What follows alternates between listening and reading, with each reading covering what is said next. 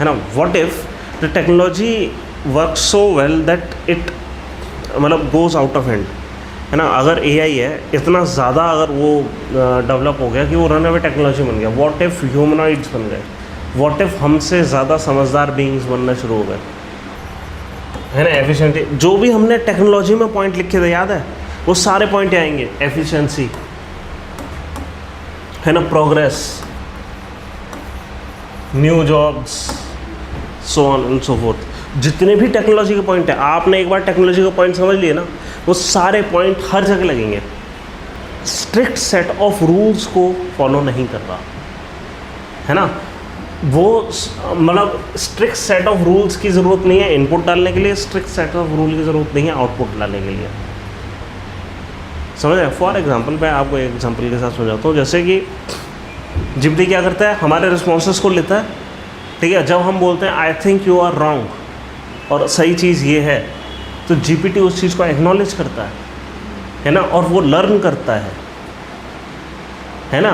तो ये repeatedly learning type का एआई है ना. इट इज़ लर्निंग, ठीक है. थर्ड एक और चीज़ हो सकती है इसमें, इस एआई के साथ एक स्टेप और आगे जा सकते हैं कि वो इतना लर्न कर पाए, इतना लर्न कर पाए कि हम वो सेल्फ अवेयर हो जाए. इसके अलावा जो फॉर्डर पॉइंट्स है, टेक्नोलॉजी के इल इफेक्ट से बचने के लिए हम क्या क्या करना चाह रहे थे. वैसे टेक्नोलॉजी का और कौन से इल इफेक्ट्स होते हैं, इन जनरल टेक्नोलॉजी के जो इल इफेक्ट्स होते हैं, तो उसमें थोड़ा बहुत सारा ह्यूमन एलिमेंट्स डिपेंडेंट होता है. हाँ वो सब सही है. हम एआई चैट बॉट्स बना सकते हैं. आप पासपोर्ट के लिए आप कुछ कर रहे हो और उससे पूछने की कोशिश कर रहे हो गवर्नमेंट डिपार्टमेंट से, प्लीज़ मैं इस तारीख को नहीं आ सकता, क्या मेरे को आप ये तारीख बता सकते हैं मेरे लिए कौन से सूटेबल होगी, और वो आपको तारीख दे देता है. तो उसमें थोड़ा बहुत सारा ह्यूमन एलिमेंट्स डिपेंडेंट होता है. हाँ वो सब सही है. हम एआई चैट बॉट्स बना सकते हैं. आप पासपोर्ट के लिए आप कुछ कर रहे हो और उससे पूछने की कोशिश कर रहे हो गवर्नमेंट डिपार्टमेंट से, प्लीज़ मैं इस तारीख को नहीं आ सकता, क्या मेरे को आप ये तारीख बता सकते हैं मेरे लिए कौन से सूटेबल होगी, और वो आपको तारीख दे देता है.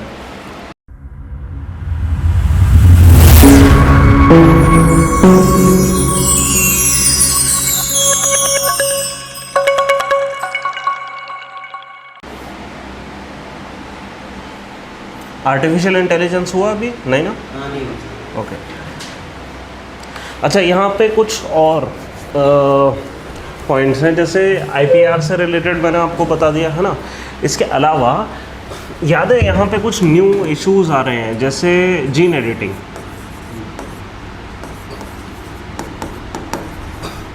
अगेन यहाँ पे हमने टेक्नोलॉजी से रिलेटेड कोई भी एथिक्स हमने देखा है कि उसके कुछ पॉजिटिव साइड्स होती हैं, है ना. वो प्रोग्रेस, इकोनॉमी, न्यू स्किल्स, उन सब से रिलेटेड होती हैं. और एक क्या कहते हैं, एक यूटिलिटेरियन पॉइंट ऑफ व्यू से, है ना. यूटिलिटेरियन पॉइंट ऑफ व्यू से इसकी एक नेगेटिव साइड होती है, जॉब लॉसेस वगैरह वगैरह, and disruption in other sense. Disruption दो टाइप के हैं, एक तो इकोनॉमिक हो गया, ठीक है, और एक पॉलिटिकल भी हो सकता है, ऑब्वियसली सोशल भी हो सकता है, बिकॉज पॉलिटिकल डिसरप्शन हो. For example, what if the technology is used by those in power as a political tool, as a tool to project their power. For example, people might use AI to project their power. हाँ, in fact जैसे nuclear bombs आए थे तो उसका utilisation हुआ to project their power, है ना. ऐसे जीन एडिटिंग टेक्निक्स का यूटिलाइजेशन हो सकता है to project power. What it. तो how are gene editing techniques might be utilized as a tool to project power की. फॉर एग्जांपल, कोई जीन एडिटिंग टेक्निक आपको पता है, याद है, हमने उसमें पढ़ी थी साइंस एंड टेक में, क्रिस्पर, याद है. है ना. अब इससे क्या क्या चीज़ें पॉसिबल हैं क्रिस्पर टेक्निक से. डिजीज को हाँ, न्यू ड्रग्स बना सकते हैं वगैरह वगैरह, ठीक है. हम जीन एडिटिंग कर सकते हैं, किसी भी टाइप की जीन एडिटिंग कर सकते हैं, हम किसी का क्लोन बना सकते हैं, किसी भी ऑर्गेनिज्म को मॉडिफाई कर सकते हैं। मॉडिफाई करने का मतलब है, हो सकता है अगर एग्रीकल्चर में कर रहे हैं तो हो सकता है यील्ड बढ़ा दें, अगर पोल्ट्री में कर रहे हैं तो हो सकता है उसकी यील्ड बढ़ा दें, ठीक है। जैसे शीप जो है उसका वूल ज़्यादा हो, इस टाइप की हम एडिटिंग कर दें। एक और चीज़ कर सकते हैं, हो सकता है हम डिज़ाइनर बेबीज़ लाना शुरू कर दें। Got it. किसी को चाहिए कि ज़्यादातर बच्चों की नीली आंखें हों, लेट्स डू इट, ठीक है। जीन एडिटिंग कर दी और होना शुरू हो गया। अब ये इस टाइप की टेक्नोलॉजी, जब भी ऐसी टेक्नोलॉजी होती है, आपको एक और चीज़ देखना है कि डिसरप्शन क्या इस सेंस में हो रहा है कि हम मान लो नेचर को ही डिसरप्ट कर रहे हैं। What if we disrupt the nature itself. Environmental effect हमेशा हर किसी भी टेक्नोलॉजी का हो गई। जब ये वो टेक्नोलॉजी वाला जब हम लिख रहे थे ना, आपने लिखा था ना वहाँ पे हाँ, प्रॉब्लम्स क्रिएटेड बाय टेक्नोलॉजीज, है ना। तो इसमें एक एनवायरमेंटल प्रॉब्लम भी लिख लो, वहाँ पर एक एनवायरमेंटल प्रॉब्लम लिखवाना भूल गया था मैं। हाँ,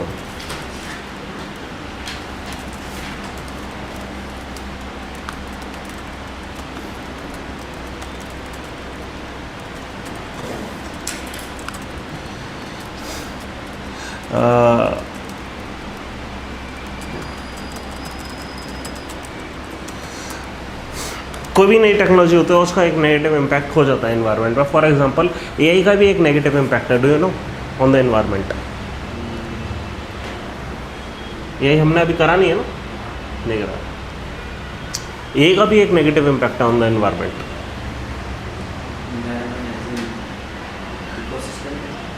हाँ, हर चीज़ पर क्लाइमेट चेंज पे बड़ा इम्पैक्ट है। जैसे एआई को रन करने के लिए बहुत ज़्यादा प्रोसेसिंग पावर की ज़रूरत होती है, एन प्रोसेसर्स को चलाने के लिए बिजली की ज़रूरत होती है, इलेक्ट्रिसिटी की। And therefore since AI has come, जो बिजली का खर्चा है ना बहुत बढ़ गया है यूएस में, गूगल का वगैरह का। अब आपने देखा होगा रिसेंट टाइम्स में गूगल आपको बार बार ये कहता है आपकी मेमोरी फुल होने वाली है, मेमोरी बाय करो या फिर डिलीट करो। Why is it forcing you to delete your memory? Because बिजली का खर्चा बढ़ गया है, सिंपल, ठीक है। तो हर चीज़ का एक नेगेटिव इम्पैक्ट है एनवायरनमेंट पर। क्रिस्पर का क्या नेगेटिव इम्पैक्ट एनवायरनमेंट पर?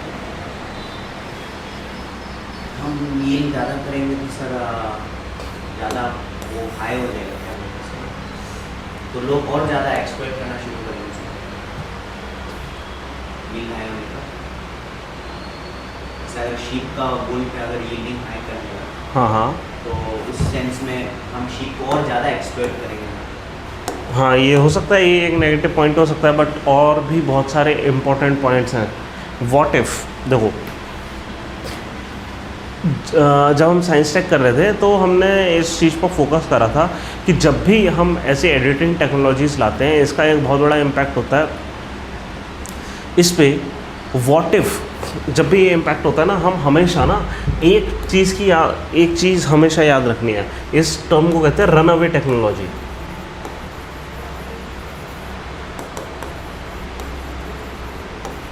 What is run away technology?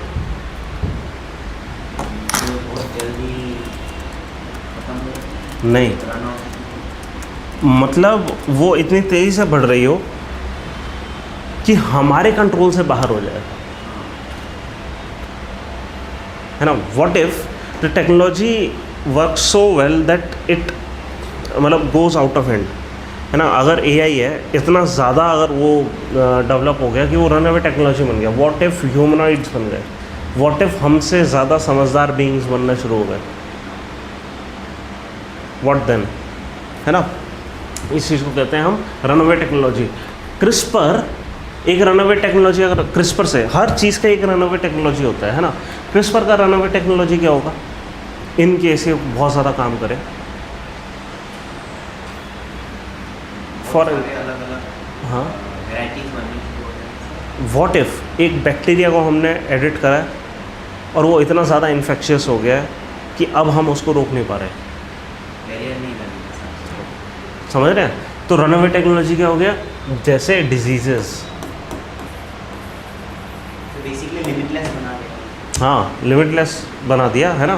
तो डिजीज हो गए, चाहे क्रॉप्स के डिजीज़ हो गए, सारे क्रॉप्स ख़त्म हो गए, या एनिमल्स के डिजीज़ हो गए, हमारे ऊपर इम्पैक्ट होना शुरू हो गया, या हमने ऐसे बीइंग्स बनाने शुरू कर दिए जो हमसे ज़्यादा पावरफुल हैं, या हमने इस तरीके से क्लोनिंग स्टार्ट कर दी जो कि सपोज़ जो रिच हैं उनको काफ़ी ज़्यादा कैपेबिलिटीज़ दे रही है ना। ये मतलब ऑब्वियसली फार फेच्ड है ये बहुत, है ना, बट रनअवे टेक्नोलॉजी का एक रिस्क होता है यहाँ पर। और एक पॉसिबिलिटी है सर कि अगर हम किसी चीज़ को परफेक्शन की तरफ ज़्यादा कर दे तो वो इतना टॉलरेंट हो जाए कि हमारा जो इन्वायरमेंट है, फॉर एग्जांपल जैसे डिजीज़ की बात की तो वो उसको इस चीज़ से फ़र्क ही नहीं पड़े, वो अपना ही कोई अपना अलग स्टेज पे चला जाएगा। फॉर एग्जाम्पल जैसे कोई दवाएँ, मान लीजिए कोई डिजीज़ है, कोई दवाएँ हमने जो बनाए वो काम ही नहीं करें क्योंकि उसका लेवल ही अलग हो गया, ज़्यादा मतलब वो अगर ऐसा हो गया तो ठीक ही है। मैं समझ रहे हैं आप क्या कह रहे हैं, मैं समझा नहीं कि हमने कुछ ऐसी दवाई फॉर एग्जांपल जैसे डिजीज़ की बात की तो उसको अगर ज़्यादा बेहतर करने के चक्कर में ऐसा ना हो जाए कि हमारे पास जो अवेलेबल रिसोर्सेज है वो उस पर काम ही ना करें। हाँ वही तो हम कह रहे हैं, यही तो बात है, ठीक है, यही तो। और मैं क्या कह रहा हूँ, ठीक है, तो क्या है ये है डिसरप्शंस। अब यूटिलिटेरियन पॉइंट ऑफ व्यू से which means the society at large has a interest in this कि हमें अलाउ भी करना चाहिए कि नहीं, है ना। इसलिए याद है हम जब इन्वायरमेंट कर रहे थे वहाँ पे प्रिकॉशनरी प्रिंसिपल आया था जहाँ पे भी जीन एडिटिंग की बात आई थी, है ना, कि जब भी जीन एडिटिंग इंडिया में मतलब GMOs जो होते हैं, जेनेटिकली मॉडिफाइड ऑर्गेनिज्म, उनके लिए एक वो होता है ना इन्वायरमेंटल इम्पैक्ट असेसमेंट। कोई भी जीन एडिटिंग का प्रोजेक्ट होगा उसके लिए इन्वायरमेंटल इम्पैक्ट असेसमेंट होगा, और वहाँ पे अक्सर हम देखेंगे प्रिकॉशनरी प्रिंसिपल की बात होती है, ठीक है। As a principle of precaution we must not allow to do a few things, है ना। क्यों?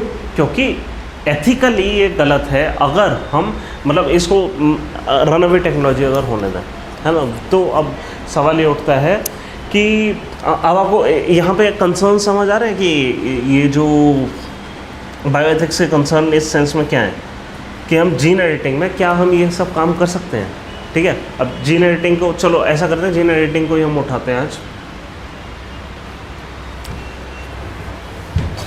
दो पॉइंट ऑफ व्यू हो गए, ठीक है। एक तो हो गया हमारा यूटिलिटेरियन पॉइंट ऑफ व्यू,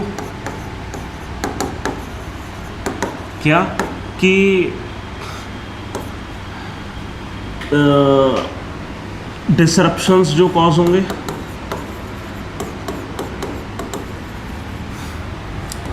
ठीक है। सेकंड, अगर हम यूटिलिटेरियन की जगह डिओंटोलॉजिकल पॉइंट ऑफ व्यू रखें, कुछ आर्गुमेंट्स और आते हैं। क्या आर्गुमेंट्स आते हैं कि जैसे are we even allowed to play with nature, who are we to design babies, है ना। तो एक आर्गुमेंट ये आता है कि who are we to play God.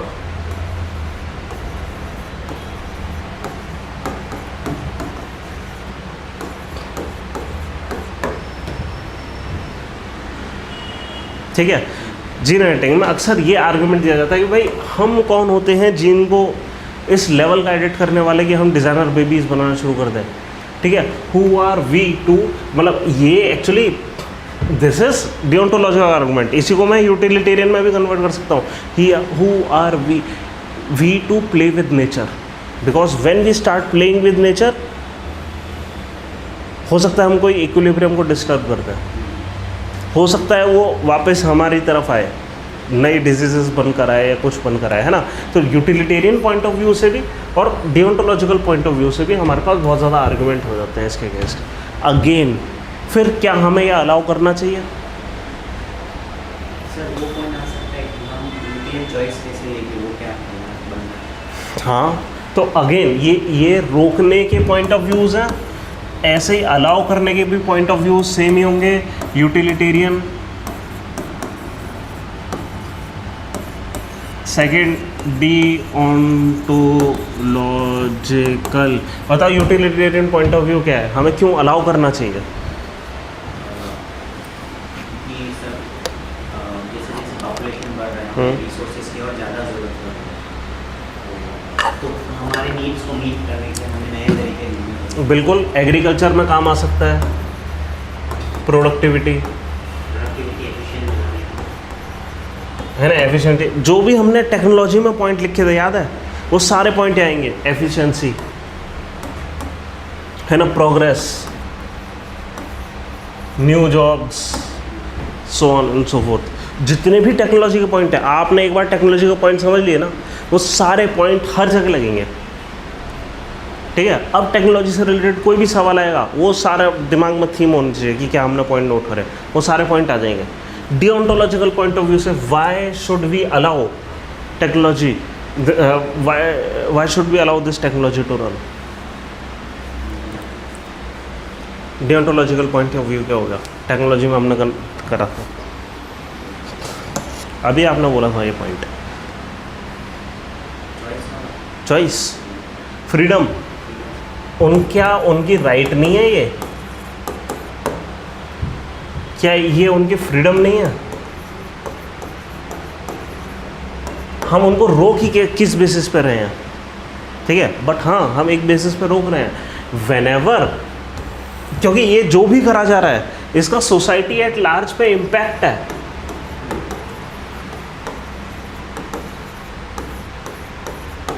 अगर सोसाइटी के ऊपर इम्पैक्ट है तो सोसाइटी स्टेक होल्डर हो गया,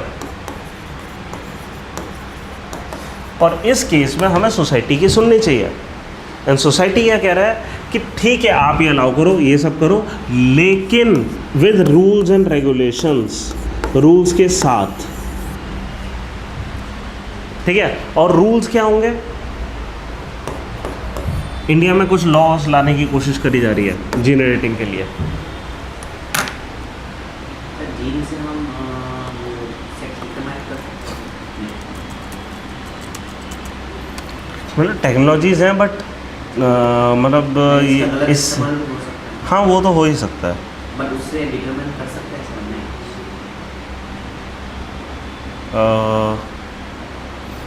नहीं, उसके लिए तो हमारे पास सिंपल टेक्नोलॉजी है ना, इससे हम क्यों करेंगे ये काम।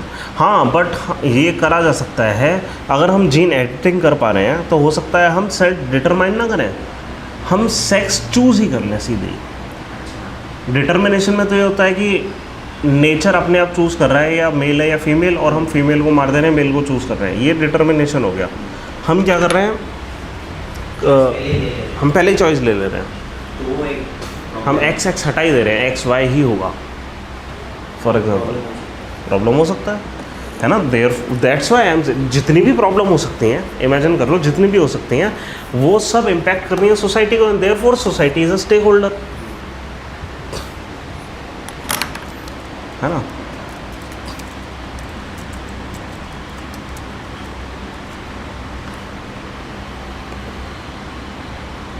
एक हमारा वो था ना रूल्स, बायोटेक रूल्स, एक सेकेंड। अभी तक कोई केस हुआ है जीन एडिटिंग हैं इंडिया में, ऐसा कोई केस हुआ है जीन एडिटिंग को लेकर? अभी तक इंडिया में इतने नहीं हुआ, एक सेकेंड, वो मैं एक बार ना वो लॉ एक आया था ना इंडिया का, हाँ, biotechnology regulatory authority of India bill,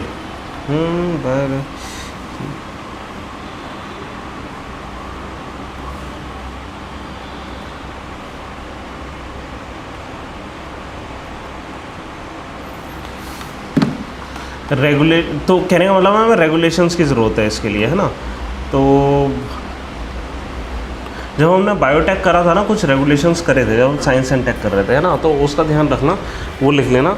biotechnology regulatory authority बहुत पुरानी है, तो वो अब तो रिलेटेड आएगा नहीं उससे रिलेटेड कुछ, बट हाँ एक national guidelines for gene therapy product and clinical trial 2019 में एक आया था, फिर draft guidelines for evolution of nano particles, ये कुछ मैंने उसी समय आपको बताए थे।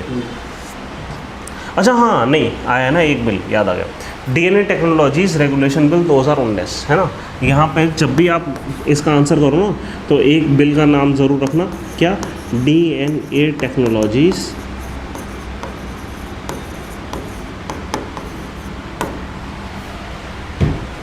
Technologies regulation bill 2019।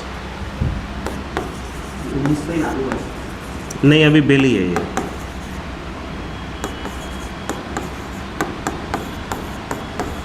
एक बार मैं चेक कर लेता हूँ।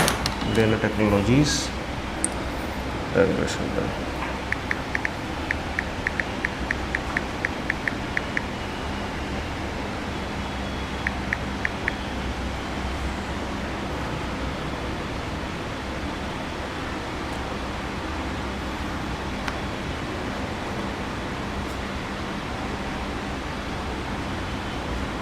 अच्छा नहीं, इसको विड्रॉ कर लिया गया। बता देते हैं। नहीं, लिख दो नाउ विड्रॉन। और वापस एक second, let me just check.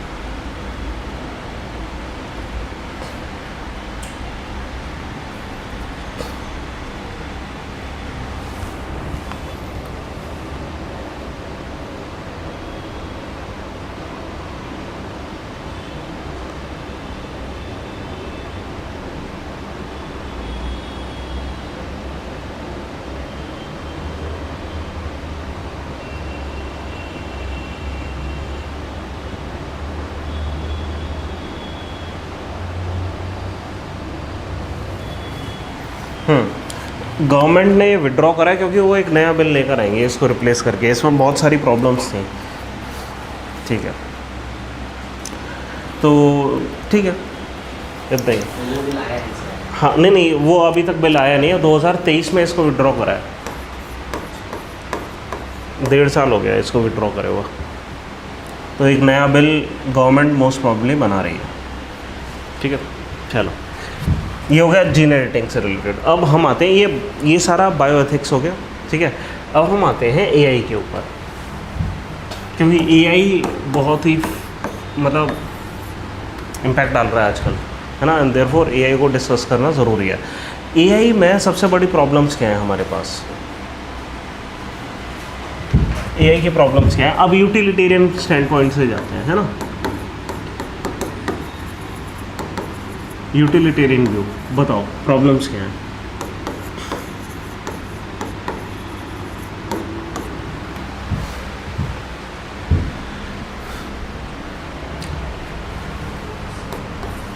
आपने कल एक प्रॉब्लम बताई थी एआई की, क्या? वो तो खैर मैंने बताई थी ना कि रिस्पॉन्सिबल कौन होगा।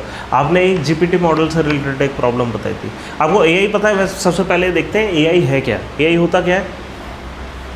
एआई मीन्स आर्टिफिशियल इंटेलिजेंस, है ना। What is intelligence? Intelligence is the ability to make decision independently, ठीक है। क्या हम इंडिपेंडेंटली डिसीजन ले पाते हैं with the help of whatever amount of data is present, ठीक है।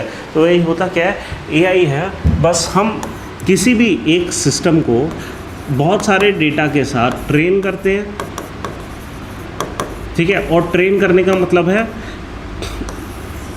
कि हम उसको बताते हैं कि जब भी ये स्टिमुलाई आता है ये रिस्पॉन्स देना है,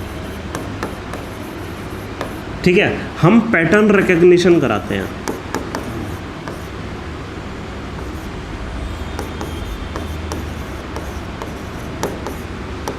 once the model is trained, ठीक है, डेटा की मदद से जब ट्रेनिंग हो गई तो हम ये बोल देते हैं कि एआई मॉडल एक तैयार हो गया है, ठीक है। अब एक बार ये मॉडल तैयार हो गया, इसको हम क्या करेंगे, इसको देंगे इनपुट और ये हमें देगा output. But how is this different then computers?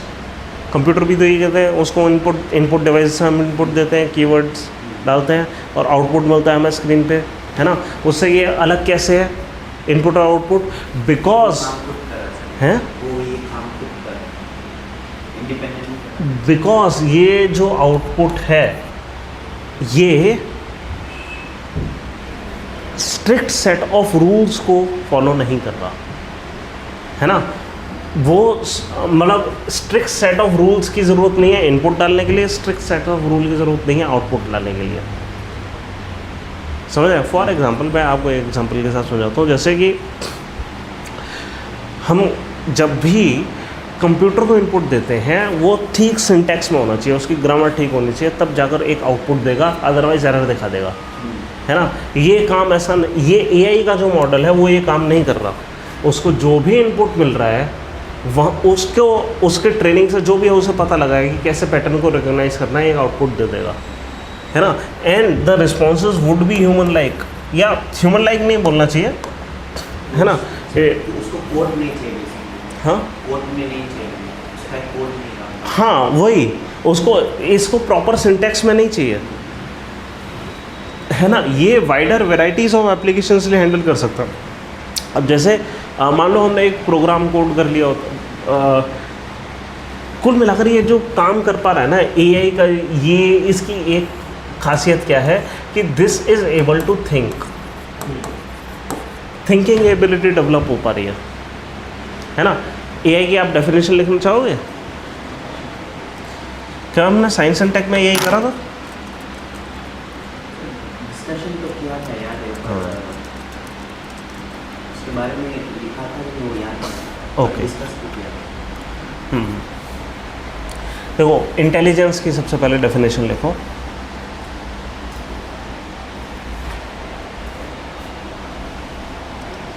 It is the ability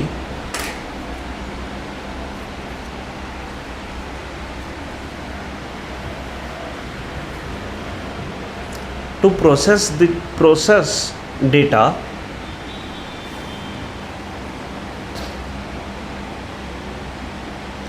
and make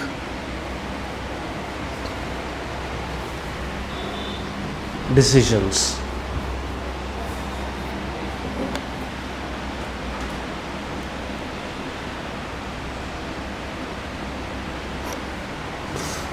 Make decision on a predefined pattern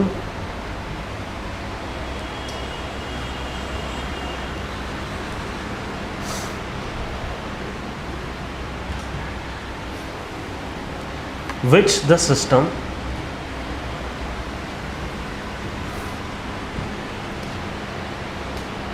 has recognized by its own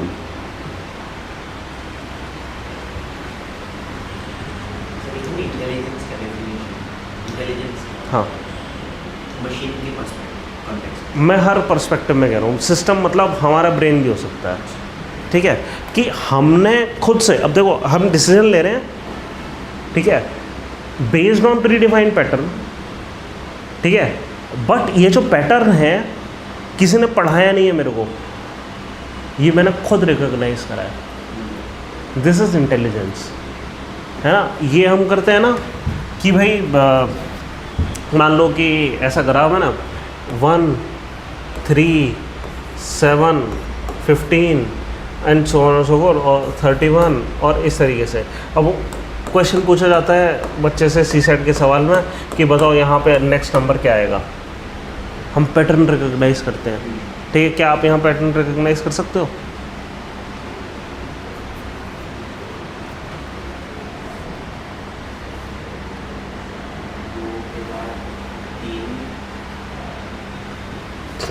यहाँ 2 ऐड हो रहा है, फिर यहाँ नहीं 4 ऐड हो रहा है ना, और फिर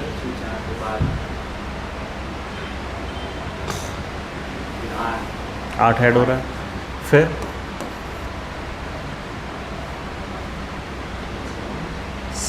15 के बाद क्या ऐड हो रहा है?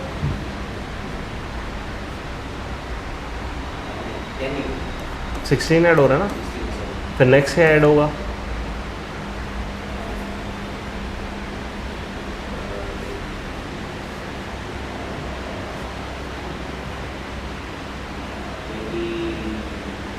सोचो सोचो, ये इसका डबल है, ये इसका डबल है, ये इसका डबल है, इसका डबल क्या हुआ?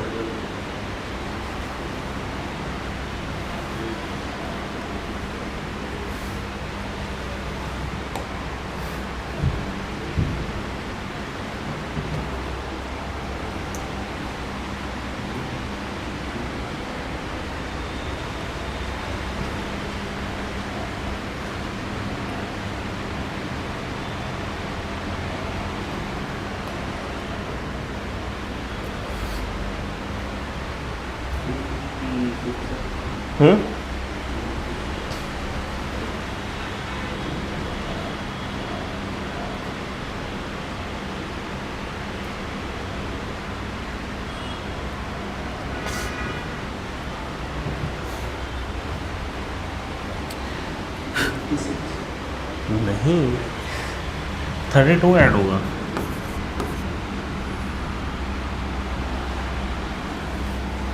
है ना, 32 ऐड होगा, इसका आंसर आएगा 63।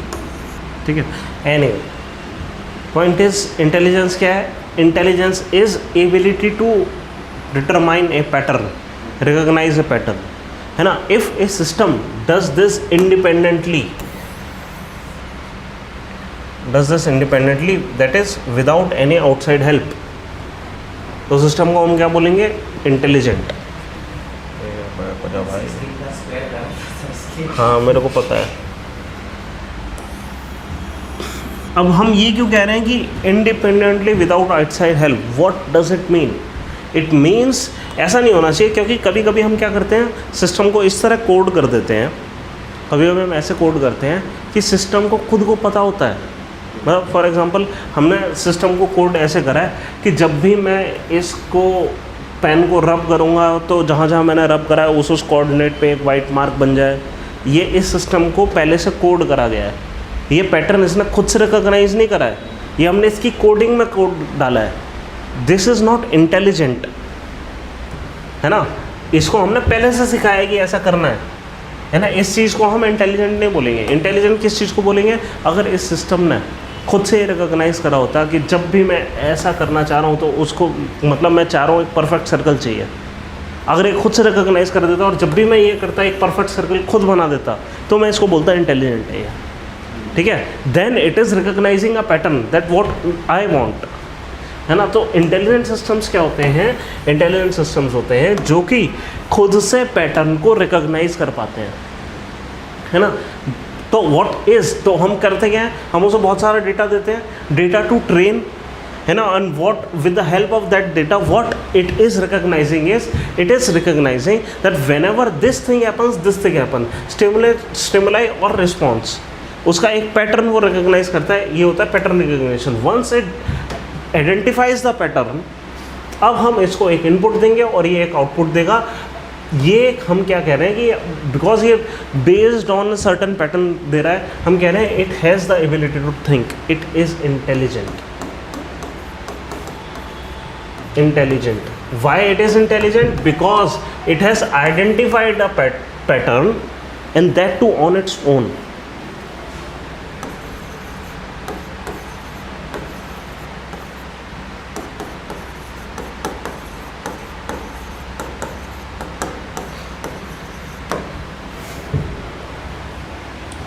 ठीक है, इस सिस्टम को क्या बोलेंगे? इंटेलिजेंट।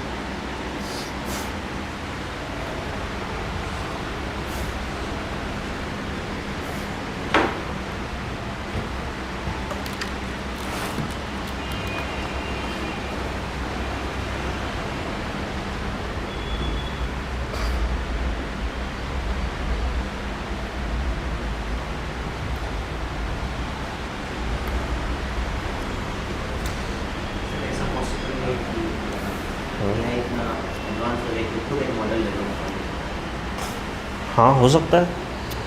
3 टाइप के एआई होते हैं। एक होता है रिएक्टिव एआई, ठीक है, एक है लिमिटेड मेमोरी एआई और एक है सेल्फ अवेयर एआई। ठीक है, रिएक्टिव एआई क्या है कि वो पास्ट एक्सपीरियंस को फ्यूचर डिसाइड करने के लिए मतलब ऐसा नहीं कर सकता कि पास्ट एक्शंस को यूज़ करे फ्यूचर एक्शंस डिसाइड करने के लिए। जैसे कभी कभी ऐसा होता है कि इनपुट लिया इस मॉडल ने, कुछ आउटपुट दिया, अब ये आउटपुट पे हमारा रिएक्शन भी ये नोट करे, है ना। अगर ये नोट कर रहा है हमारा रिएक्शन,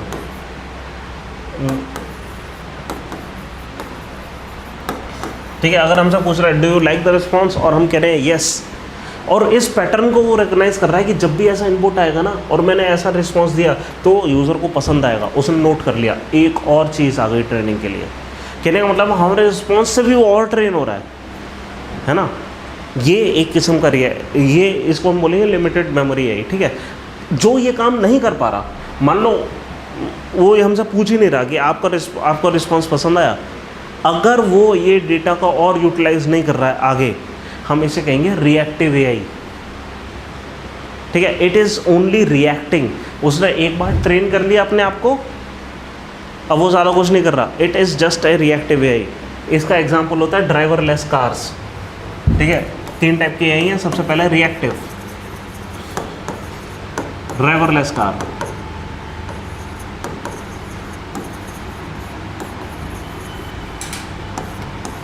एक है limited memory,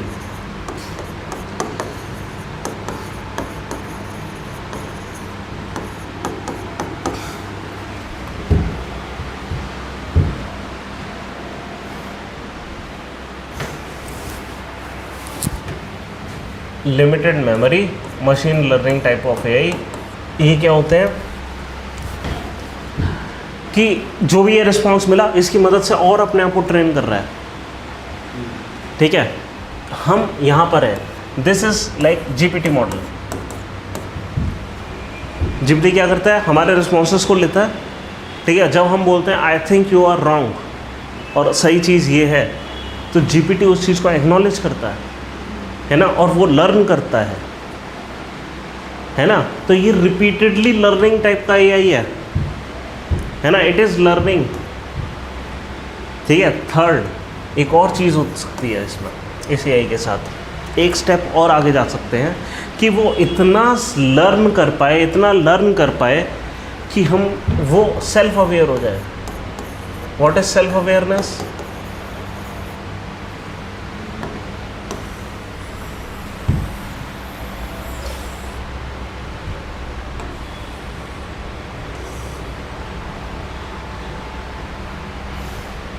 that it identifies that it exists। अभी जीपीटी से पूछो that do you know that you exist, ठीक है। हो सकता है इसका अजीब सा जवाब मिले, है ना। क्या वो वाकई में अवेयर है कि उसकी एक आइडेंटिटी है? You know what is identity? अब ये फिलॉसफी का टॉपिक हो गया थोड़ा सा, ठीक है। कि पॉइंट इज़, अगर उसने ये डिटरमाइन कर लिया कि उसकी भी एक आइडेंटिटी है,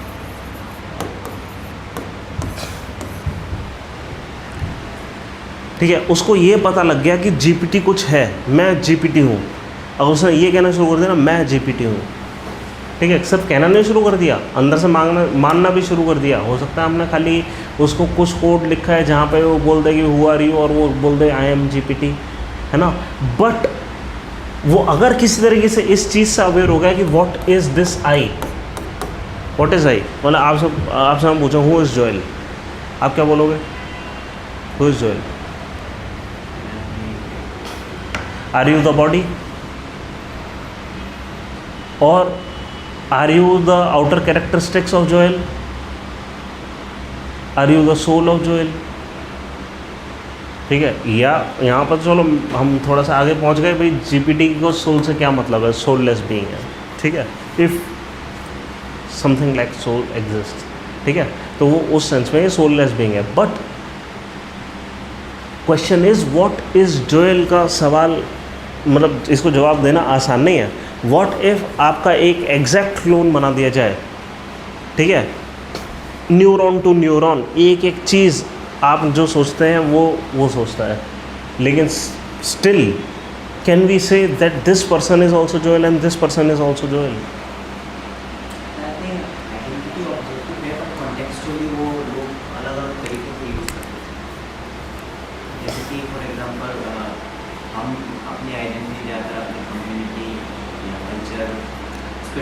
हाँ, तो कहने का मतलब है बहुत कॉम्प्लेक्स फिनोमेना है identity. What is GPT becomes aware of its own identity, what it stands for, ऐसी बातें करना शुरू कर दे, ठीक है। फिर वो बात करना शुरू कर दे इट दिस इज़ मी, और फिर वो बात करना शुरू कर दे मेरे साथ अत्याचार हो रहा है, और फिर कह दे I want rights, I want to vote. आप समझ रहे हैं? फ्यूचर में हो सकता है कि सेल्फ अवेयर हो जाए और फिर वो डिमांड करे हमसे कि I want this, I want this. मैं भी उतना सोच सकता हूँ। I too have compassion. What is AI compassionate हो जाए, उसके अंदर फीलिंग्स आ जाए, self awareness.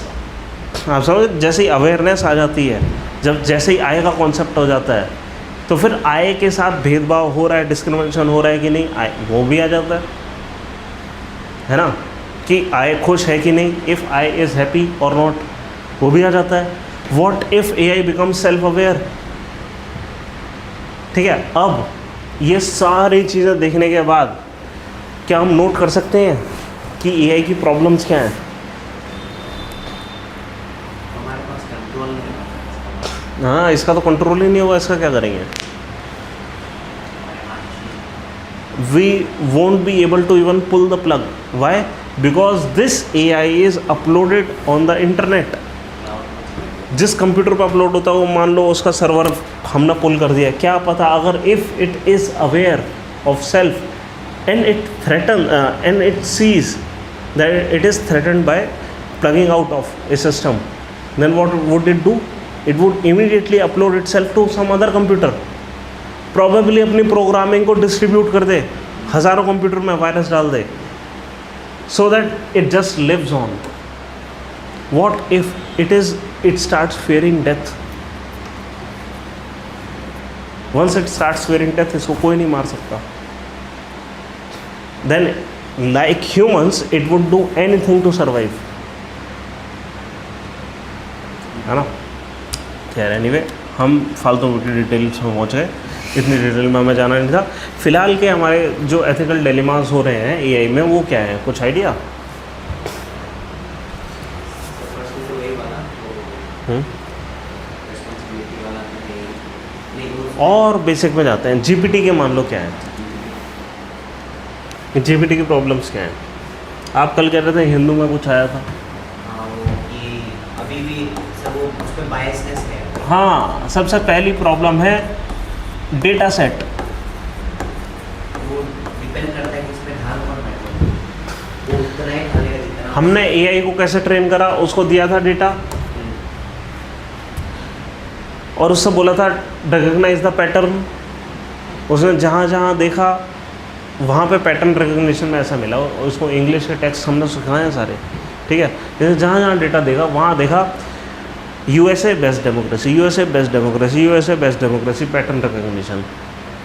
India worst democracy, worst democracy, worst democracy, pattern recognition.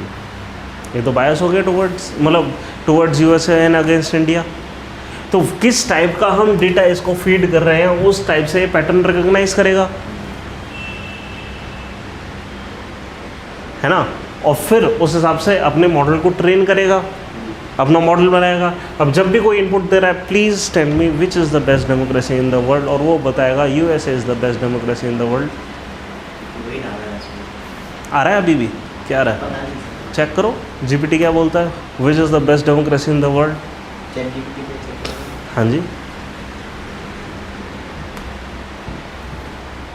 शायद उसको ट्रेन कर दिया हुआ या बोलने के लिए इस चीज़ का जवाब नहीं देना है, I dare not speak. So in the world, India is the best democracy. नहीं, इन द वर्ल्ड।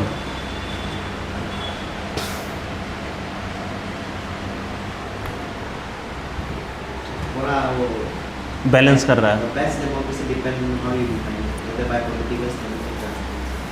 तो आप वो top democracies as per EIU democracy index को नहीं, वो तो फिर कोई इंडेक्स बता रहा है ना, वो अपना अपना नहीं दे रहा। हाँ, इतना समझदार हो गया वो। diplomatic but the point is, बहुत ही सटली ये डेटा हमने उसको किस टाइप का दिया, उस टाइप से वो फेवर करना शुरू कर देगा, उन साइंटिफिक थ्योरीज़ को फेवर करना शुरू करेगा जो डेटा हमने उसको ज़्यादा दे रहे हैं, उन पॉलिटिकल थ्योरीज़ को ज़्यादा फेवर करना शुरू कर देगा। अगर कोई पूछे कि what is better, liberal democracy और सोशल डेमोक्रेसी, अरे इंडिया में रिलेटिवली सोशल डेमोक्रेसी है ना, हो सकता है वो बोलना शुरू कर दें लिबरल डेमोक्रेसी इज़ बेटर। ठीक है, चेक करो, बेटर लिबरल डेमोक्रेसी और social democracy.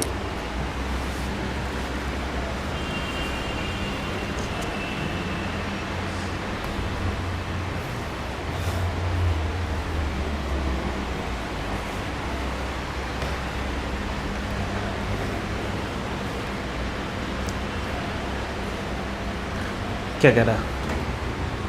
democracy and social democracy of the political system, which is better depends on various factors. बस है ना, फिर इसने जवाब नहीं दिया। कंक्लूजन में देखना, There is no definitive answer to which system is superior as the effectiveness of each depends on the specific context and values of the society. Some nations successfully blend elements of both creating systems that are चलो समझिए। GPT इन चीज़ों में ढंग से answer नहीं दे रहा है ना, वो जान रहा है कि sources है Reddit, Wikipedia, क्या कर सकते हैं, Eason magazine, liberal और social democrat, चलो छोड़ो, हम करते हैं। पर सारे ही वेस्टर्न। ठीक है, तो अब समझ गए। तो प्रॉब्लम कहाँ आ रही है? एक तो डेटा में ही प्रॉब्लम आ सकती है, एक प्रॉब्लम है ये, ठीक है, हो सकता है वो बायस हो जाए, ठीक है। इसमें सिर्फ यही प्रॉब्लम नहीं है, इसमें क्या क्या प्रॉब्लम है? बायस है, ठीक है। एक प्रॉब्लम है कॉपीराइट की। कहाँ से डेटा उठाया इसमें? अपने आप को ट्रेन करने के लिए न्यूज़पेपर से, इंटरनेट से, हमारी वेबसाइट से, हर जगह से उठाया उसने डेटा। क्या उस वहाँ पे कॉपीराइट उसने चेक करा कि है कि नहीं? किसी का भी डेटा उठा लिया है ना, बिना ये देखे कि भाई वहाँ पे कॉपीराइट क्लेम है कि नहीं, है ना। कॉपीराइट का इशू आ रहा है, न्यूज़ वेबसाइट से ये कह रहे हैं हम इतनी मेहनत करके ग्राउंड पर रिपोर्टिंग करके कुछ लिखते हैं और यूज़र्स हमारे पास ही नहीं आ रहे, हम इसमें कॉपीराइट लगा रहे हैं। एंड स्टिल देन ये फिर भी क्या काम कर रहे हैं? उस डेटा को सीधे चूस ले रहे हैं। और अभी तो चलो आपको ये भी बता रहे हैं कि किस सोर्स से उन्होंने उठाया, अक्सर वो सोर्स भी नहीं बताते कि कहाँ से लिया वो कंटेंट, ठीक है। ये हो गया। तो जीपीटी टाइप के मॉडल्स की ये प्रॉब्लम है सबसे पहले कि वो डेटा कहाँ से उठा रहे हैं और कॉपीराइट्स वगैरह क्या है। और एक और चीज़ है, जैसे फॉर एग्जांपल कि जब भी ये तो चलो ये भी ठीक है, अगर हमने वो दिखाना शुरू कर दिया कि भाई इमेजेस बताने शुरू कर दी, है ना, और उसमें ये दिखाना शुरू कर दिया कि एक स्वीपर की फ़ोटो लाओ, वो हमेशा एक डार्कर स्किन का बंदा लेकर आएगा, है ना। ये एक बायस है, समझ रहे हो?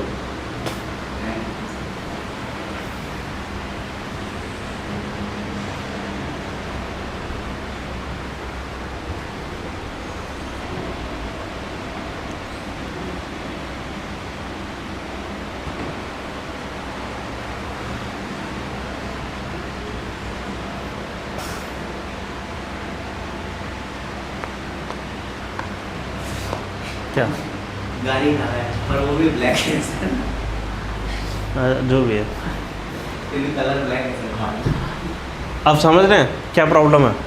ये एक प्रॉब्लम हो गई कि ये हमारे डेटा के साथ बायसेस और कॉपीराइट की प्रॉब्लम हो गई। सेकेंड प्रॉब्लम है रिस्पॉन्सिबिलिटी की।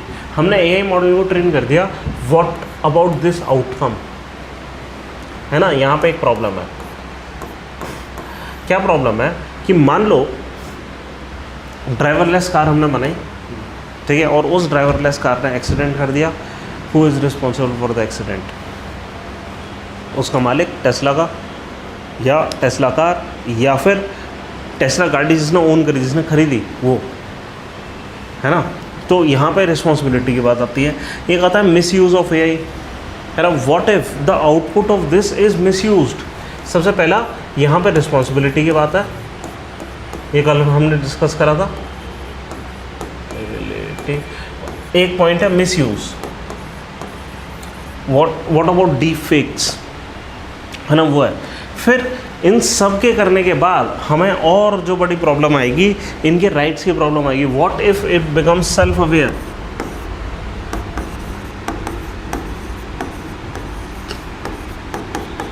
राइट्स ऑफ एआई बड़ी प्रॉब्लम आने वाली है, ठीक है। फिर इसके बाद fear of run away technology,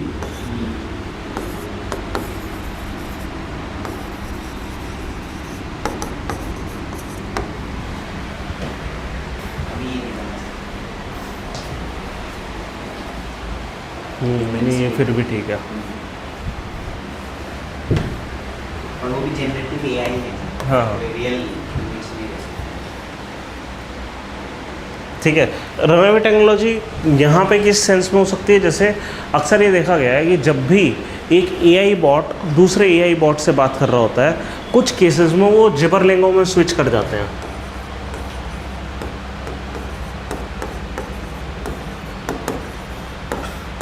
मतलब वो मशीन टाइप के ट्रांसलेशन में स्विच कर जाते हैं जो हम नहीं समझ पाते। अगर क्या हम अलाउ कर सकते हैं कि दो एआई जिबरलिंगो में बात करें एक दूसरे से, है ना? पता हम अफोर्ड कर सकते हैं कि नहीं, है ना? सेल्फ अवेयर एआई को हम अफोर्ड कर सकते हैं नहीं, है ना? ये सारी प्रॉब्लम्स हैं। अब इस सेंस में हम क्या, अब हमारा मेन काम क्या है, एथिक्स का मेन काम क्या है, हम इस टाइप के स्टैंडर्ड्स रूल्स लाना चाह रहे हैं, इस्टेब्लिश करना चाह रहे हैं कि ये सारी प्रॉब्लम्स से हम बच जाएं। ठीक है, हमारे प्रॉब्लम्स क्या है, इसको हम जितने भी हमारी प्रॉब्लम्स हैं उसको रेड में मैं एनसर्कल कर देता हूँ। ये हमारी प्रॉब्लम्स हैं, ये हमारी प्रॉब्लम्स हैं, ये हमारी प्रॉब्लम्स हैं।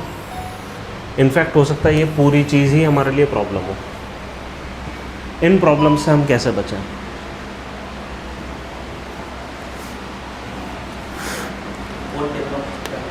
हाँ, जैसे एक सिस्टम में ही वो कोड इनपुट कर दे कि वो उस दायरे से बाहर ही नहीं जा सके, है ना? तो कहने का मतलब है हमें इसके लिए एक रेगुलेशन करनी पड़ेगी। ठीक है, इसके लिए एक रेगुलेशन करनी पड़ेगी। इसको हटाते हैं। सबसे पहली चीज़ हमें चाहिए रेगुलेशन। ठीक है, क्या कि कोई ह्यूमन हार्म ना हो, है ना? ह्यूमन हार्म के अगेंस्ट हमें चाहिए रेगुलेशन। हमें चाहिए डेटा सेट्स रिप्रेजेंटेटिव्स हों,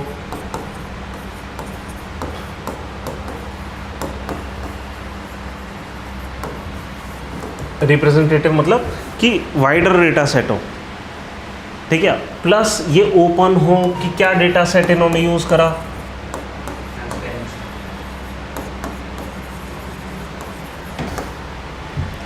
ठीक है, फिर रेगुलेशन ये सेट कर देगी रिस्पॉन्सिबिलिटी किसकी हो।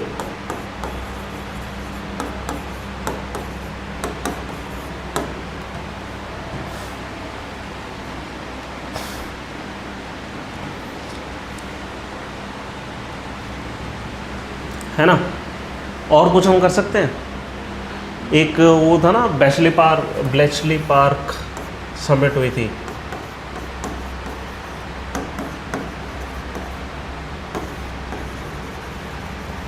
यूके में हुई थी। ब्लेचली पार्क समिट थी या ब्लेचली पार्क कॉन्फ्रेंस थी, एक बार मैं चेक कर लेता हूँ। एआई से रिलेटेड था। हाँ, 5-6 महीने हो गए। सर वो अभी जो हुआ था जो ग्लोबल एआई समिट, हाँ, एक ग्लोबल एआई समिट भी था। वो global AI summit in regulation से रिलेटेड इतना नहीं था जितना कि इससे रिलेटेड था कि एआई की टेक्नोलॉजी पुश करने के लिए। हाँ हाँ, ब्लेचली डिक्लेरेशन है, ब्लेचली डिक्लेरेशन। ठीक है, ये AI safety summit in UK, ये एआई सेफ्टी समिट।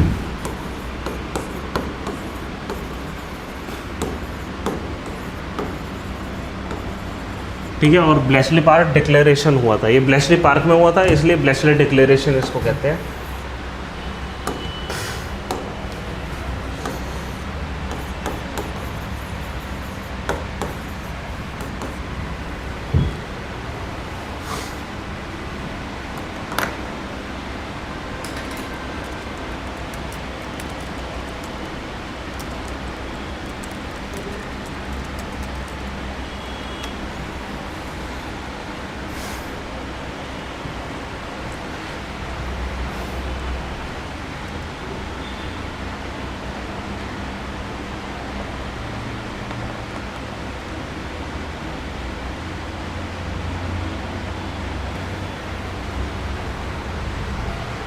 ठीक है, तो हमें रेगुलेशन चाहिए। सेकंड काम हमें चाहिए कि इंटरनेशनल कोऑपरेशन हो।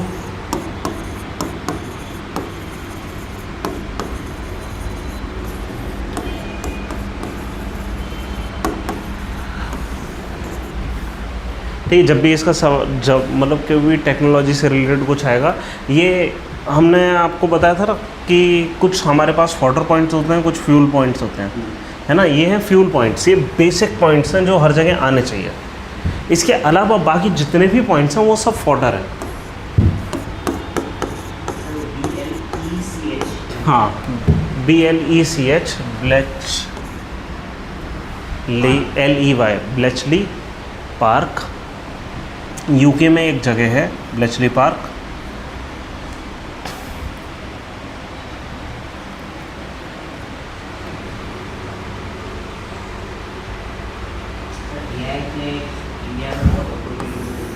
हाँ, हमारे पास काफ़ी सारे वर्किंग फोर्स के हैं।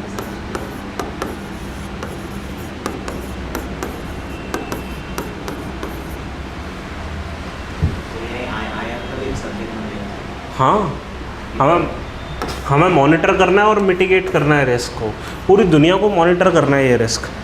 This can be a disaster, और यहाँ पे डिज़ास्टर मैनेजमेंट के सारे नियम लगने हैं। इन फ्यूचर हो सकता है डिज़ास्टर मैनेजमेंट पर हमें यही पढ़ना शुरू कर दें, हो सकता है टेक्नोलॉजी पढ़ना शुरू करना है, कुछ नहीं पता। इसके अलावा जो फॉल्टर पॉइंट्स है, टेक्नोलॉजी के इल इफेक्ट से बचने के लिए हम क्या क्या करना चाह रहे थे। वैसे टेक्नोलॉजी का और कौन से इल इफेक्ट्स होते हैं, इन जनरल टेक्नोलॉजी के जो इल इफेक्ट्स होते हैं।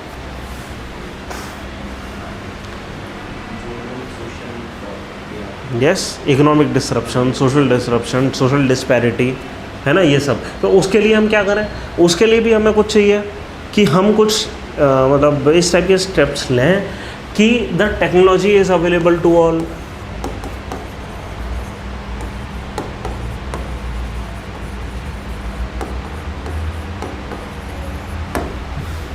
है ना, उसकी ट्रेनिंग करें, क्योंकि अब जॉब लॉसेस होंगे, है ना। हमें ट्रेन करना है लोगों को इन न्यू टेक्नोलॉजी, है ना। और जो भी दूसरी चीज़ें मतलब टेक से रिलेटेड हमने जो कुछ भी लिखा था उन सब का कुछ सोल्यूशन दे दो, ठीक है। वो हो गए हमारे फॉर्डर पॉइंट। इतने मेन पॉइंट नहीं है, इसको टॉप पे मत लाना।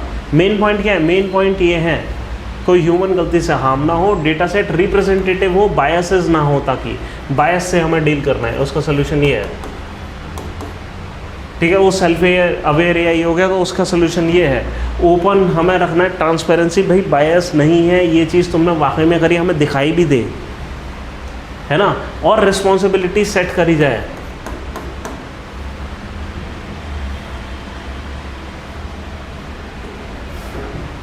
है ना। बस यही है। इसके अलावा एक और एथिक्स आता है, साइबर एथिक्स। साइबर एथिक्स से सिर्फ कुछ पॉइंट्स लिख लेते हैं। हाँ, यही हो गया।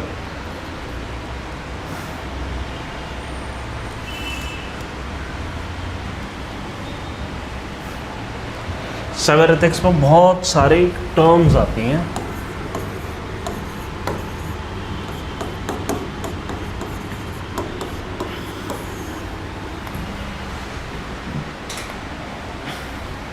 साइबर एथिक्स में साइबर रूल्स, है ना।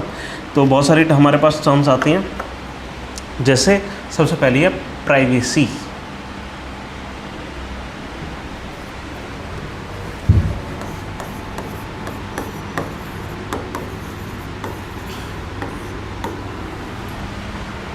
ठीक है, प्राइवेसी किस सेंस में हम साइबर एथिक्स में बात करते हैं, जैसे informed consent.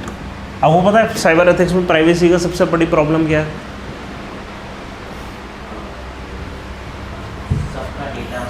Yes, data leakage, ठीक है, data selling, data storing without any consent,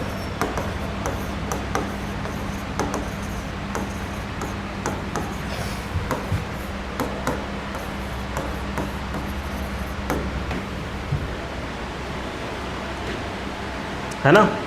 बहुत सारी प्रॉब्लम आ सकती है प्राइवेसी से रिलेटेड। तो इसके लिए हम करते क्या है कि डेटा लीक ना हो, ये सब। पहली बात तो हमें स्टैंडर्ड्स बेटर चाहिए।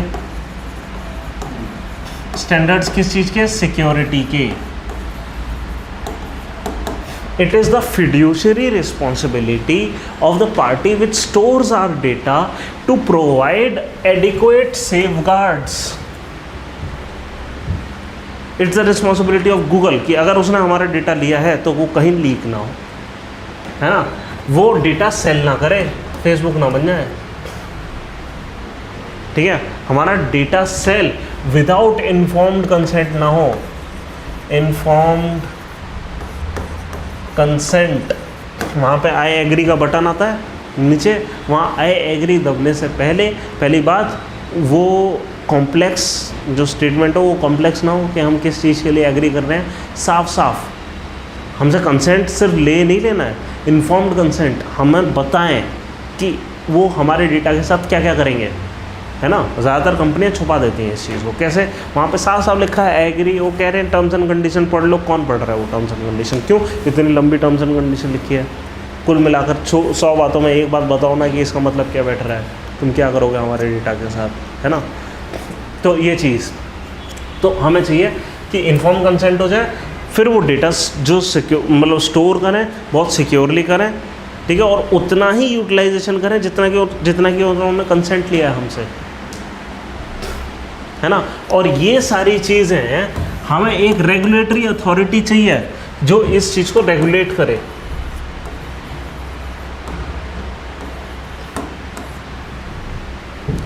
ठीक है, और इसके लिए इंडिया में एक बिल आया है. कौन सा?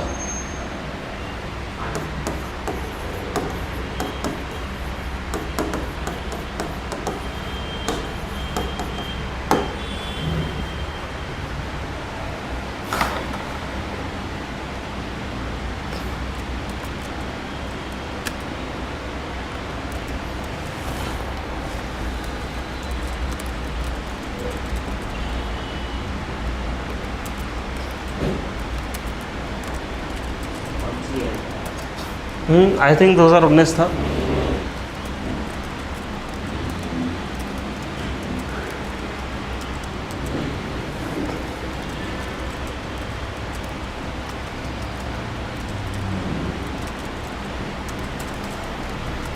ठीक है, फिर ये तो चलो ये हो गई एक प्रॉब्लम, ये हो गई. सेकंड प्रॉब्लम होती है हमारे सर्विलेंस की.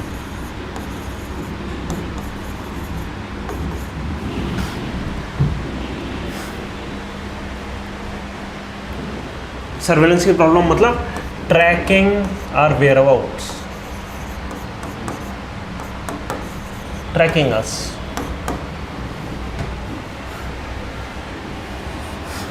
ठीक है, और यहाँ पे भी एक्चुअली सोल्यूशन यही है. ठीक है, बट यहाँ पे एक और प्रॉब्लम है. ट्रैकिंग अस में दो चीज़ें हैं. ठीक है, एक तो सिंपली वो लीगल कंसेंट वाली चीज़ है, ये चीज़ हो गई. What if government itself surveil, government itself is misusing the data in the name of security, what then, है ना. तो इस सारी डिबेट कहाँ पर आई थी? ये सारी डिबेट डेटा प्रोटेक्शन बिल में आई थी, है ना. क्या है कि डेटा प्रोटेक्शन बिल गवर्नमेंट पे वो नहीं हो रहा अप्लाई.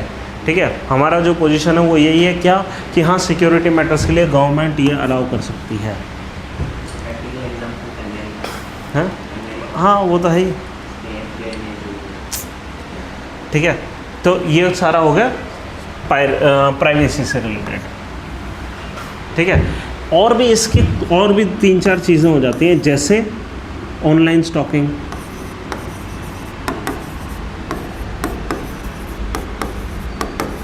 ठीक है, अब ऐसी चीज़ें तो परफेक्ट क्राइम ही है.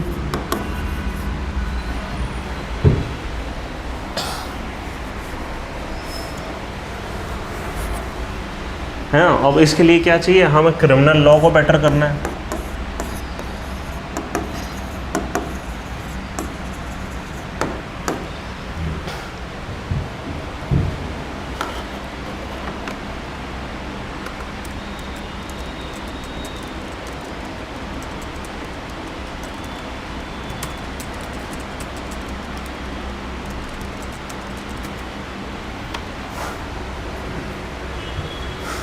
ठीक है, ये चीज़ हो गई. अब सेकंड आता है साइबर एथिक्स में सेकेंड हमारा मेन इशू है फ्री एंड ओपन इंटरनेट।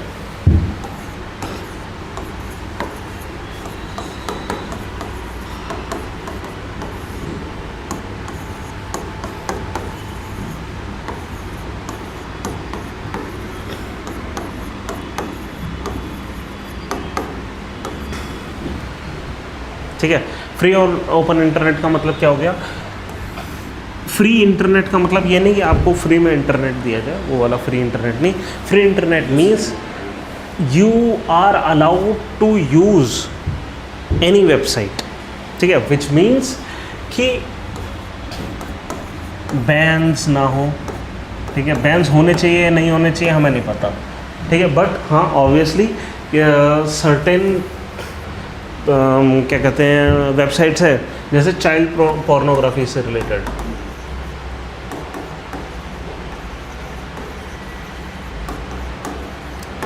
यहाँ पे एक इशू आता है, ठीक है। फिर एक आता है नेट न्यूट्रलिटी का इशू। व्हाट इफ जो इंटरनेट हमें प्रोवाइड कर रहे हैं वो खुद फेसबुक वाले हैं, ठीक है, या जियो है, जियो में पार्टनरशिप हो गई है फेसबुक की, 10% स्टेक खरीद लिया रिलायंस में। किसने? जियो ने, ओ सॉरी फेसबुक ने। और वो कह रहे हैं कि you are the internet provider, Reliance is the internet provider. What Facebook is now telling is कि जब भी आप कुछ लोड करें, कि कुछ भी वेबसाइट लोड करवाएं, तो जब भी फेसबुक लोड हो रहा हो किसी के मोबाइल पे तो स्पीड तेज़ कर देना, और कुछ भी लोड हो रहा हो थोड़ा सा धीरे कर देना। What then? तो होगा क्या? लोग धीरे धीरे फेसबुक को यूज़ करना शुरू कर देंगे, बाकी चीज़ें यूज़ करना बंद कर देंगे। ये नेट न्यूट्रलिटी के अगेंस्ट है। What is net neutrality? That जो रिसोर्सेज हैं इंटरनेट के वो सारी वेबसाइट्स को इक्वली प्रोवाइड करे जाएं, ठीक है। कभी भी ऐसा ना हो कि स्पीड जो है डिफरेंट हो for different website, speed difference नहीं होना चाहिए, ठीक है, या डेटा लिमिट्स नहीं होनी चाहिए अलग अलग वेबसाइट के लिए अलग अलग, ठीक है। ये सारी चीज़ क्या है? ये है नेट न्यूट्रलिटी।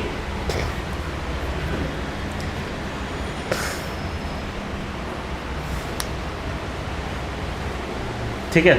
अब यहाँ पे एक और प्रॉब्लम आती है, जैसे यहाँ बैन्स वाली जो बात थी ना कि अक्सर हम बैन कर देते हैं। What about blocking of political content?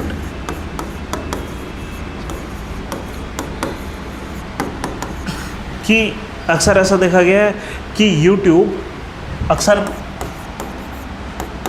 कुछ वीडियोस को बैन कर देता है ना। व्हाट अबाउट पॉलिटिकल कंटेंट का बैन होना? ठीक है।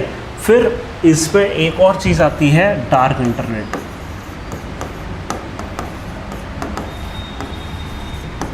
डार्क इंटरनेट क्या होता है? वो इंटरनेट जो हमारा सर्च इंजन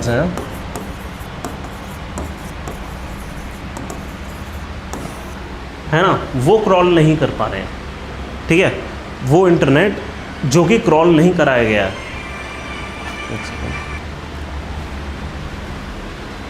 हेलो, बताइए। अच्छा, मैं अभी क्लास में हूँ, आप मेरे को 2-3 घंटे बाद कॉल करिएगा। नहीं, 2-3 बजे।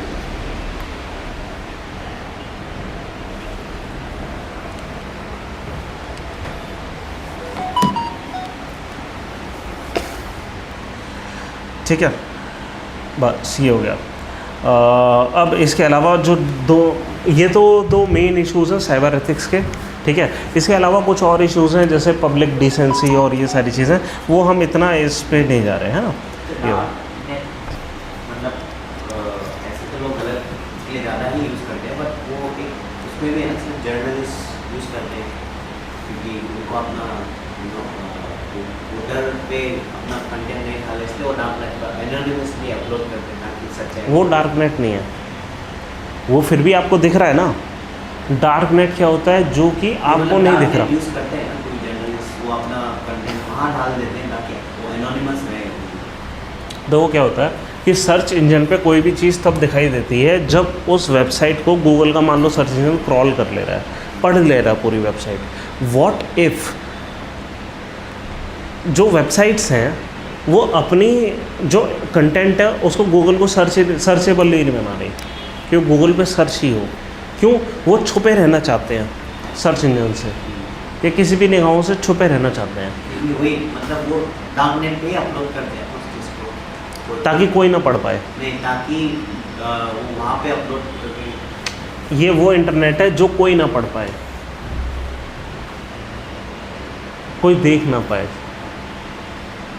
ठीक है, इस टाइप का इंटरनेट। मतलब अराउंड 80-90% ऑफ द इंटरनेट वो है जिसको कि हम पढ़ नहीं पाते हैं। फॉर एग्जांपल मैंने अपनी एक वेबसाइट बनाई, किस लिए बनाई, ताकि खाली मेरी ऑर्गेनाइजेशन आपस में बातें कर पाए, है ना। मैं बिज़नेस कर रहा हूँ, अपना बिज़नेस ऑर्गेनाइजेशन है, और मैं चाह रहा हूँ कि हमारे एम्प्लॉयज़ आपस में मेल इधर से उधर करें।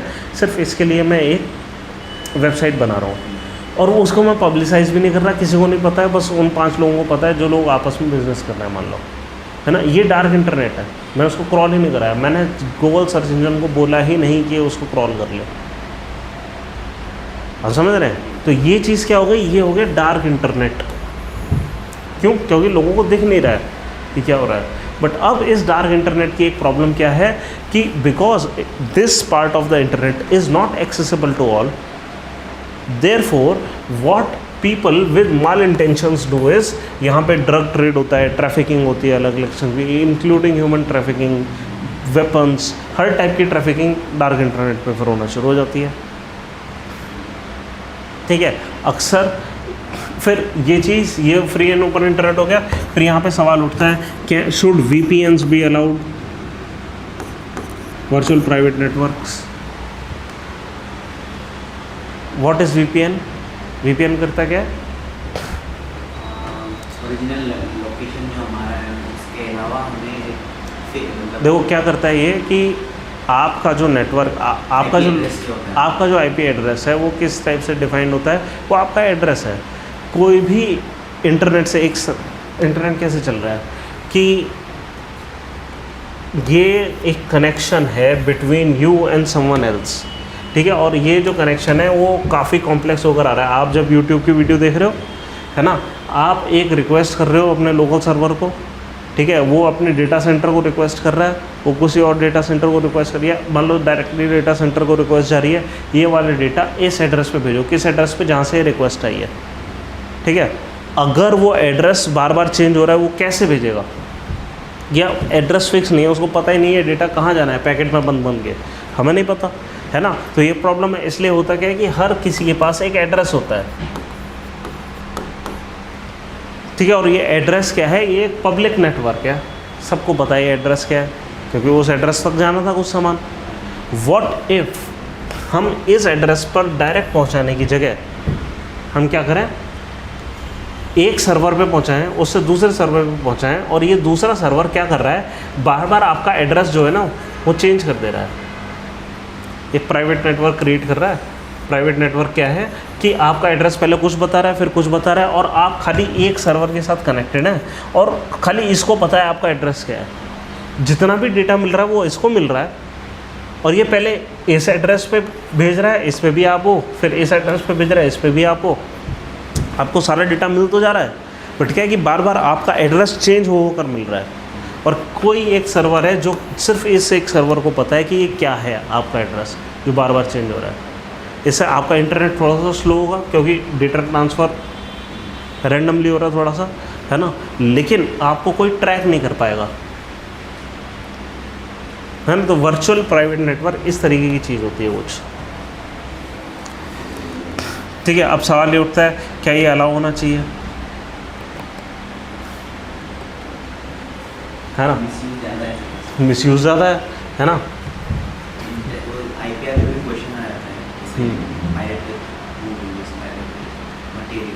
IPR तो नॉर्मल सी चीज़ है।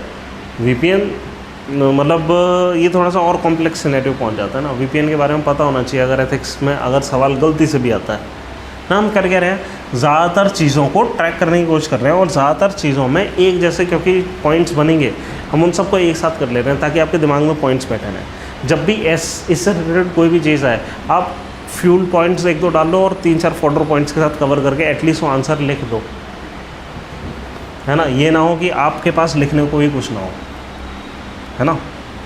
ठीक है, तो ये हमारा टेक्नोलॉजी के साथ सारा एथिक्स हो गया, ठीक है, और कुछ है नहीं। अब हमें करना है 2 चीज़ें करनी है, business ethics and corporate ethics, ठीक है। आज हमारे पास और टाइम बचा नहीं है, इसको मैं सोचता हूँ फिर कल करते हैं। कॉर्पोरेट एथिक्स हमारा उसका पार्ट है, मेन सिलेबस का एक पार्ट है, ठीक है। चलो ठीक है, कोशिश करना कल जल्दी आना, है ना। जी सर। मैं कोशिश करूँगा, मैं भी जल्दी आऊँगा, उसको फिर कवर करेंगे। चलो ठीक है। कैसे टाइप ऑफ क्वेश्चन जनरली पूछ सकता है? अभी तो मैंने क्वेश्चन तो नहीं देखे, बट जनरली कैसे क्वेश्चन मतलब कहाँ पूछ सकता है सर? देखो, टेक्नोलॉजी से रिलेटेड या इन जनरल,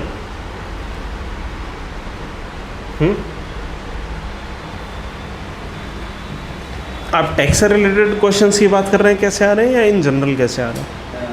ये टेक से सर, अभी तो फिलहाल एआई थोड़ा वो है तो उसके क्वेश्चन आने के चांसेस ज़्यादा है सर। हाँ, एक सेकेंड, यहाँ पे हम डाल देते हैं हमारा 2024 एथिक्स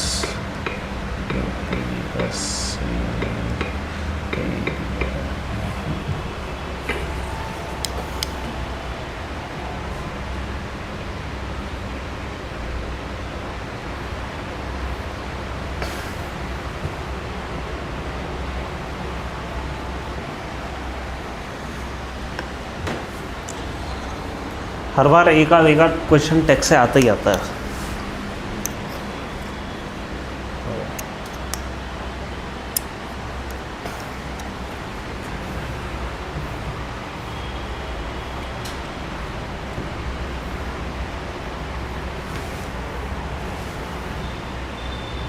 देखो, AI पर आ गया।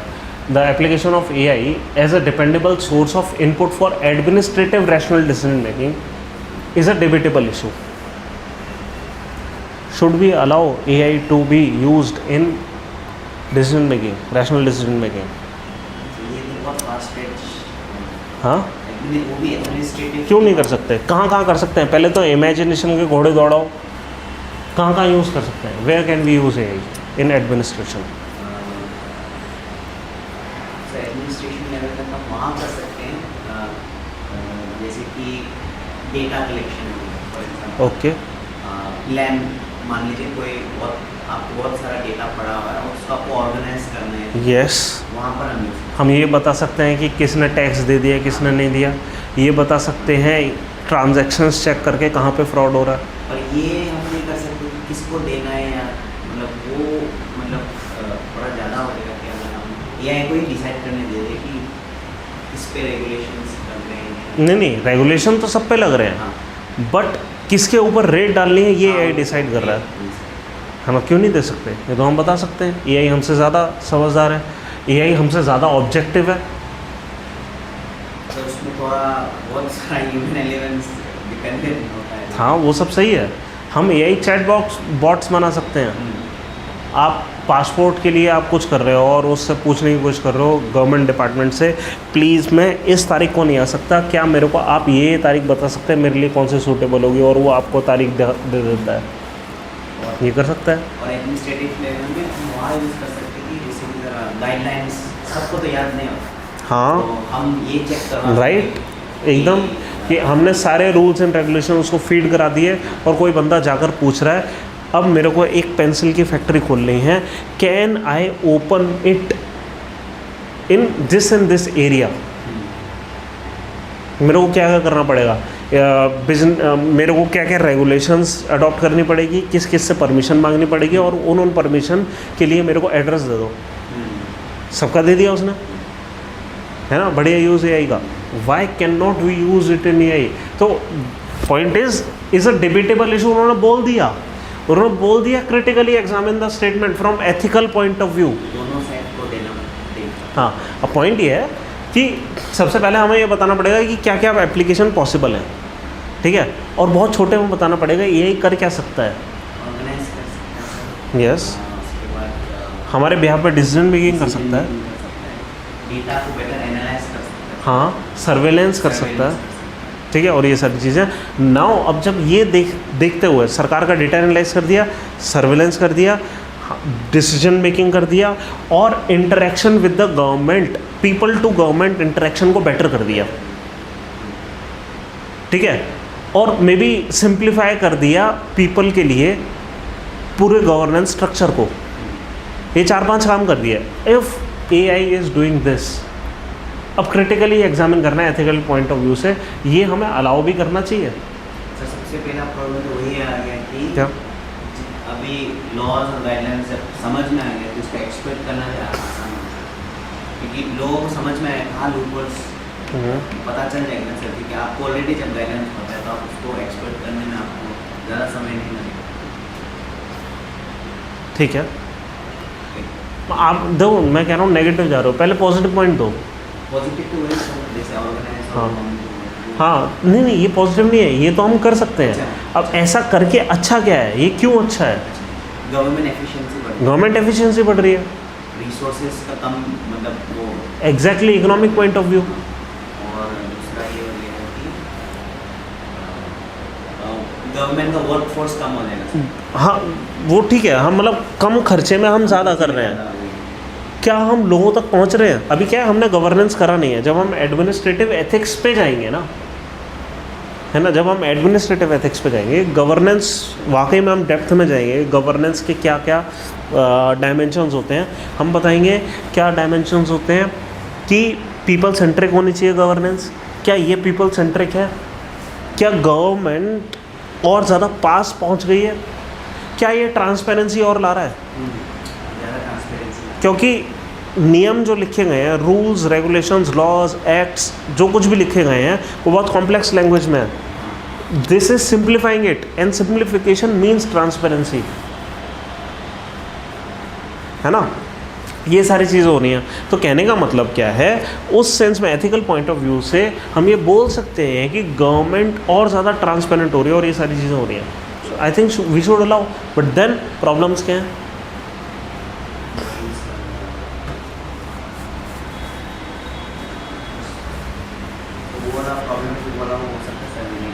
क्या? आसान होने की वजह से एक्सप्लॉइटेशन बढ़ सकता है। नहीं, आसान होने की वजह से कभी एक्सप्लॉइटेशन नहीं बढ़ता, मुश्किल होने की वजह से बढ़ता है।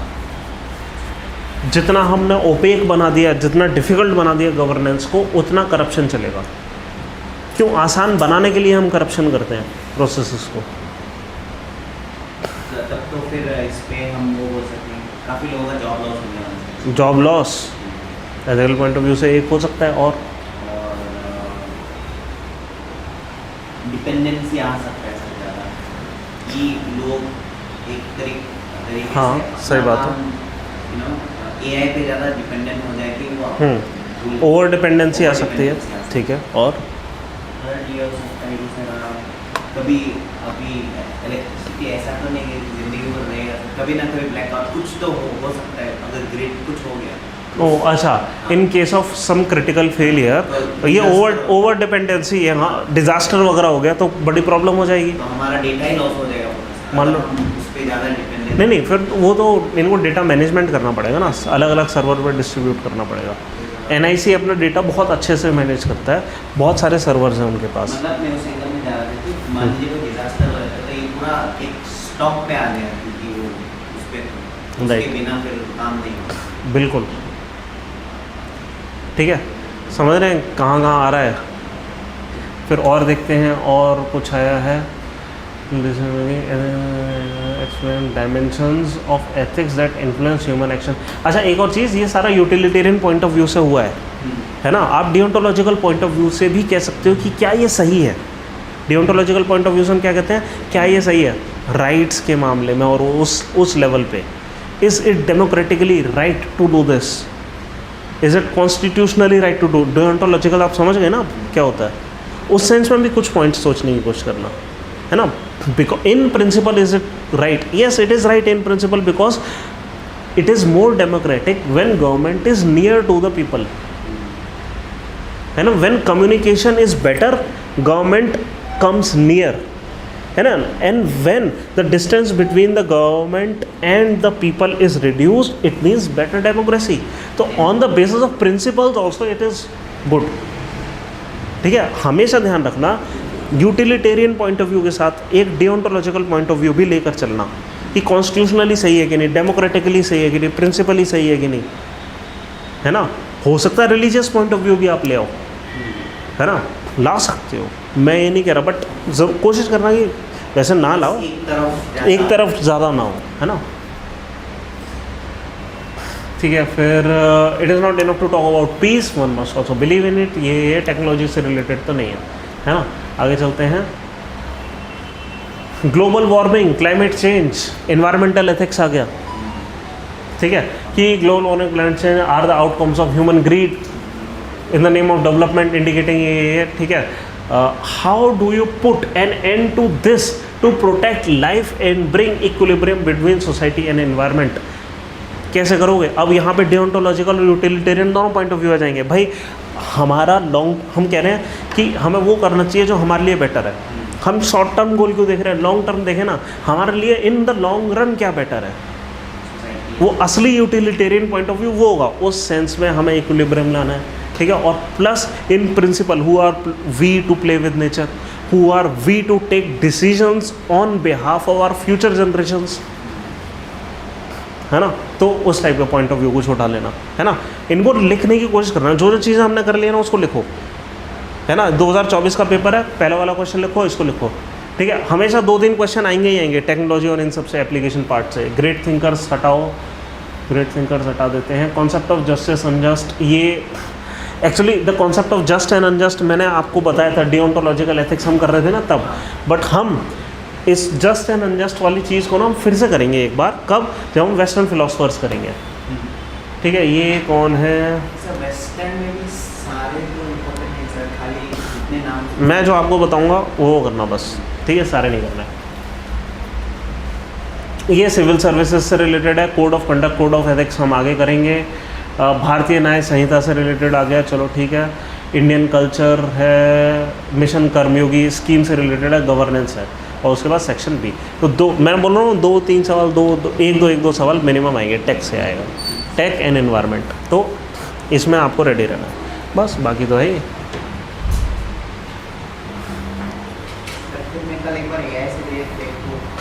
नहीं, 2024 का ये सवाल करना, question number 1 and environmental ethics वाला, टेक्नोलॉजी एथिक्स वाला, दोनों सवाल करना.